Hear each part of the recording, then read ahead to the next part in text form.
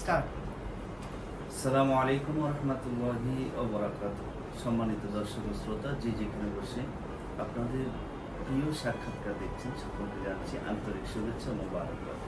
দর্শক, ক্যান্সার একজন মরণ ব্যাধিকে দিকে নিয়ে যায়, এটা সকলেই জানি।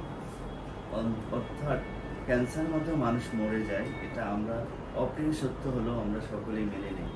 আমার এক আত্মীয় ওই দিন কথা হলো, সেই ক্যান্সার নিয়ে কথা বলছিলেন। আমাকে বললো যে আমার এক ভাই ক্যান্সার রোগে মারা গিয়েছে, তাকে অনেক ডাক্তার দেখিয়েছি, কিন্তু লক্ষ লক্ষ টাকা খরচ হয়েছে, কিন্তু ক্যান্সার রোগে সে ভালো হতে পারেনি, অবশেষে মারা গেল। সম্মানিত দর্শক, আসলে খুবই ব্যথিত মনে কথাগুলো বলছিলেন, কিন্তু সেটা মেনে নেওয়া ছাড়া আর কিছুই নেই। তারপরেও আপনাদের কাছে এই ক্যান্সার রোগ নিরাময় করার জন্য আজ একটি ইন্টারভিউ নিতে আমি উপস্থিত হয়েছি, মোহাম্মদ শফিউল আলম। সম্মানিত দর্শক, শুরুতে আমরা একজন ক্যান্সার যোদ্ধার সাথে পরিচিত হই। আমার ডানে যিনি রয়েছেন, যে আপনি আপনার নামটা কি বলবেন? নাম আবুল হাসান, বাড়ি মুরাদনগর থানা, কুমিল্লা ডিস্ট্রিক্ট। আপনি ভালো আছেন? ইনশাআল্লাহ সম্মানিত দর্শক, চলুন আমরা ওনার সাথেই আমরা পরিচিত হলাম। এখন আমরা ওনার ক্যান্সার বিষয়ে জানতে চাইব। উনি 1 মাস অধ্যক্ষ ডাক্তার SM সরওয়ার সাহেবের থেকে ওষুধ খেয়েছে এবং কেমন আছেন আমরা ওনার কাছ থেকে জানবো। জি বলেন আপনি একটু। আমি দীর্ঘদিন বাংলাদেশ চিকিৎসা ছিলাম। চিকিৎসা আমাকে বলছে যে অপারেশন করা লাগবে।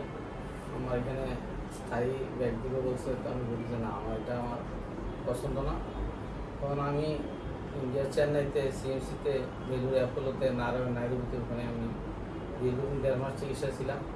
পরে আমাকে বলছে যে অপারেশন করা লাগবে। অপারেশন না করলে কেমো বা রেডিওথেরাপি দিলে 75% আমার ভালো হবে, এবং এটা আমার পায়খানার থেকে 5 সেন্টিমিটার উপরে, যদি 5 সেন্টিমিটার নিচে, 5 সেন্টিমিটারের যদি উপরে হইতো তাহলে এটা চিকিৎসাটা ভালোভাবে করা। তা আমি ওখানে সম্পূর্ণ চিকিৎসা পাইনি। আমি চলে আসছি বাংলাদেশে, দীর্ঘ 2 মাস ছিলাম। আসার পর আমার এক আত্মীয়র ভাই আমার বাবার জন্য অনেক ওষুধ দিচ্ছে। উনি আমার শাশুড়ি ছিল ঢাকা, আমার শাশুড়ির বাসা তালতলা আগারগাঁও। তো ওনার সাথে কথা হওয়ার মাধ্যমে উনি জানতে পারে যে স্যারের কথা, ডক্টর স্যারের কথা। তো উনি আমাকে আবার স্যারের সাথে এখানে নিয়ে আসেন। আসার পর স্যার আমাকে বললো যে ইনশাল্লাহ আপনি সুস্থ হবে, আপনি দীর্ঘদিন 1 বছর দিনে ওষুধ খাওয়া লাগবে, আপনি এখন আপাতত ওষুধ নিয়ে যাবেন। তো আমি স্যার থেকে 1 মাস ওষুধ নিলাম। খাওয়ার পর এখন মোটামুটি ইনশাল্লাহ একটু ভালোর দিকে আছে।